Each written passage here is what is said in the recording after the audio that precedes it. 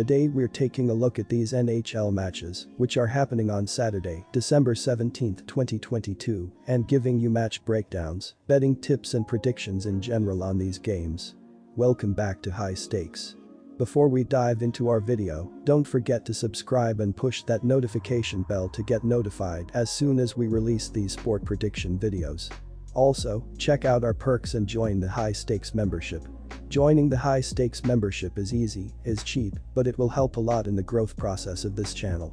Plus, if you would like more betting tips and predictions, then check out our Patreon in the link down below. Our new Patreon is a way for us to help you improve your chances of making more money. Multiple plans are available for each and every one of you. By becoming a member of the High Stakes Patreon, you will have access to our best team picks, total picks, parlay picks and much more. Stop wasting hours of your time searching for bad betting predictions that ends up costing you a lot of time and money. Join the High Stakes Patreon now and get the best betting picks. Going back to our video, we will give you 2 betting picks for each game, a team pick and a total pick based on facts and detailed explanation. One more thing before we start, check out our new channel High Stakes Props and Parlays, where you can find our player props and parlay picks predictions. You will find the link in the description and comments section below. And make sure to watch our videos till the end so you don't miss any of our picks. Minnesota Vikings vs Indianapolis Colts. Vegas obviously has a lot of question marks about the Vikings. They were underdogs last week at 10-2 against the then 5-7 Lions. This week, they are just 4-point favorites at home against the woeful Colts, who have lost 3 straight. That does not project a lot of confidence in the Vikings. In this case, I think they have gone a bit too far the other way as 4 points seem way too low. But that's good for you because the Colts are going nowhere but down, and this looks like a no-brainer to cover the 4-point spread. The Vikings can score with the best of them, but to beat them you need offense and the Colts don't have it. Hit the Vikings here giving up the points. Our first pick is Minnesota minus 4 points. The last 4 meetings between these teams hit the under by 5.6 points per game. In their last 5 games, the Colts are averaging just 16 points, while Minnesota has averaged 23.8, a touch below their season average. Though the Vikings' defense has been a bit more porous lately, the Colts' offense is still not strong enough to score 21 or more points, something they have done just twice this season. Indianapolis has had 6 of their last 7 games versus a team with a winning record go under, and 5 of their last 6 games played on a Saturday have gone under, per covers.com. Neither team is hitting any major offense strides at this point in the season, and the Colts are just seemingly playing out the string at this point.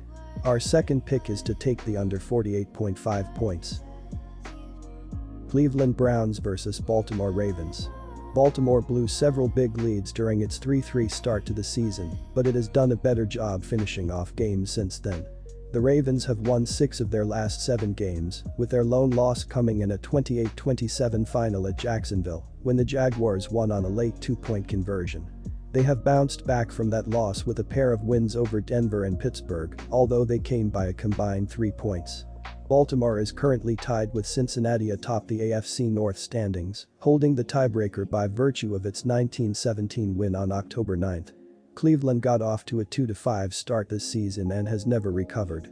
The Browns fell to 4 games below the .500 mark in Week 11 with a loss to Buffalo, before putting together their first winning streak of the campaign after that. They picked up an overtime win against Tampa Bay and then beat Houston in a 27-14 final in Week 13. Quarterback Deshaun Watson returned from his 12-game suspension in that game, throwing for 131 yards against his former team. Watson put up bigger numbers last week at Cincinnati, but Cleveland came up well short in a 23-10 final. Baltimore has won and covered the spread in 5 of the last 6 meetings between these teams, but I am going the other way with my pick for this game. The Ravens have had trouble closing the door against teams with quality offenses, and the Browns should certainly be put in that category with the former NFL touchdowns leader at the helm. Watson is making his 3rd start of the season and showed some signs of developing chemistry with Peoples-Jones last week. Baltimore is likely going to be playing without Jackson and has been overvalued in the betting market, covering the spread 3 times in its last 9 games. Our first pick is Cleveland minus 2.5 points. Baltimore's offense is averaging 347 offensive yards per game, 14th, while earning 184.8 yards through the air, 27th, and 162.2 yards on the ground, 3rd. Defensively, the Ravens are conceding 330.4 yards per game, 12th, while surrendering 249.2 yards through the air and 81.2 yards on ground, 2nd. It is possible that the Ravens will be without their first and second string quarterbacks against the Browns. Anthony Brown would be their next option, added. Huntley will start. Brown played a handful of snaps against Pittsburgh, where he was 3 for 5 for 16 yards. Demarcus Robinson is also questionable due to an illness and was a non-participant in Tuesday's walkthrough. Mark Andrews is healthy and he is a huge offensive weapon for the Ravens. Andrews has 671 receiving yards and 5 touchdowns, averaging 11.6 yards per attempt. Justin Houston is the sack leader with 9 sacks on the season, while also contributing 11 solo tackles, 1 forced fumble, and 1 interception. Marcus Williams is a defensive threat in the secondary, recording 4 interceptions, 28 solo tackles, and 6 defended passes this year.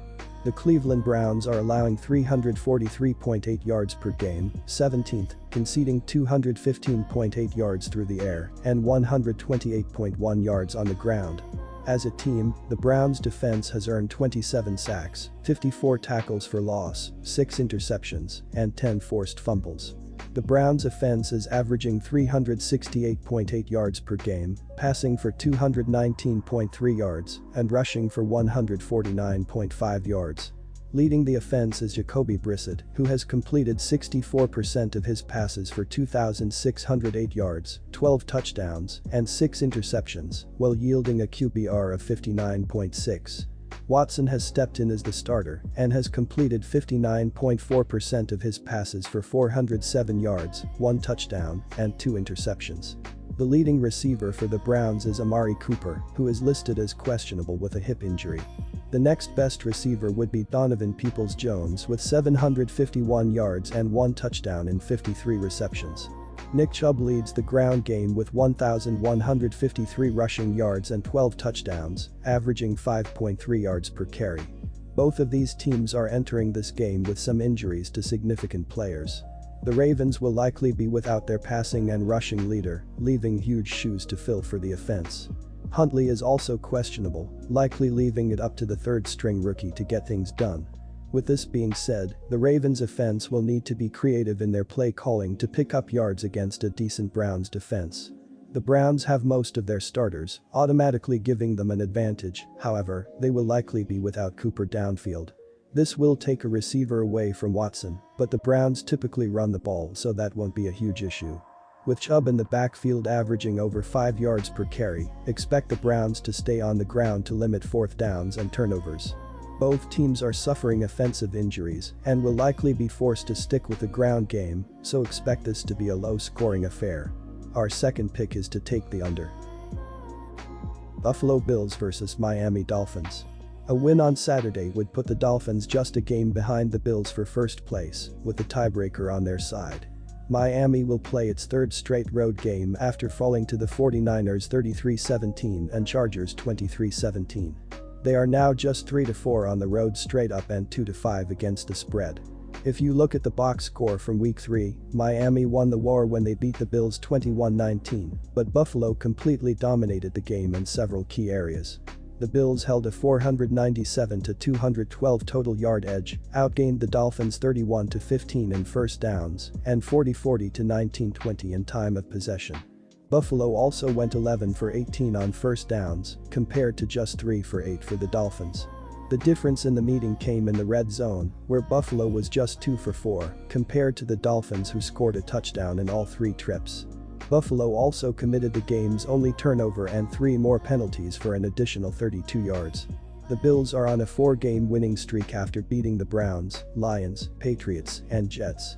Last week in their first true home game in Buffalo since November 13, the Bills beat the Jets 20-12, but did not cover the spread as a 10-point favorite. Buffalo was outgained 309-232 in total yards and 19-14 in first downs, but still got the win, with the Jets losing the games with only 2 turnovers on fumbles. Josh Allen finished 16 for 27 for 147 yards with a touchdown passing and added 47 yards with another touchdown with his feet. The Bills dominated the Dolphins in so many ways when these teams met on week 3, yet Miami still won by 2 points. This time around, the Bills are coming in with 4 straight wins, the Dolphins have dropped 2 straight, and the narrative is that the Dolphins won't be able to play in the cold. Playing in the cold won't be easy, but it will also affect the Buffalo offense. This is also more of a must-win for a Miami team that is spending the week hearing about the cold weather and the struggles of their quarterback. Although I would not be surprised if Buffalo wins this game outright, expect the Dolphins to pull out all the stops in this game. If we see snow, expect Miami to get creative using Tua and Tyreek Hill to assist in moving the ball on the ground in critical moments. The Bills' offense has not been as explosive lately, ranking just 24th for the last 3 weeks, picking up 4.9 yards per play.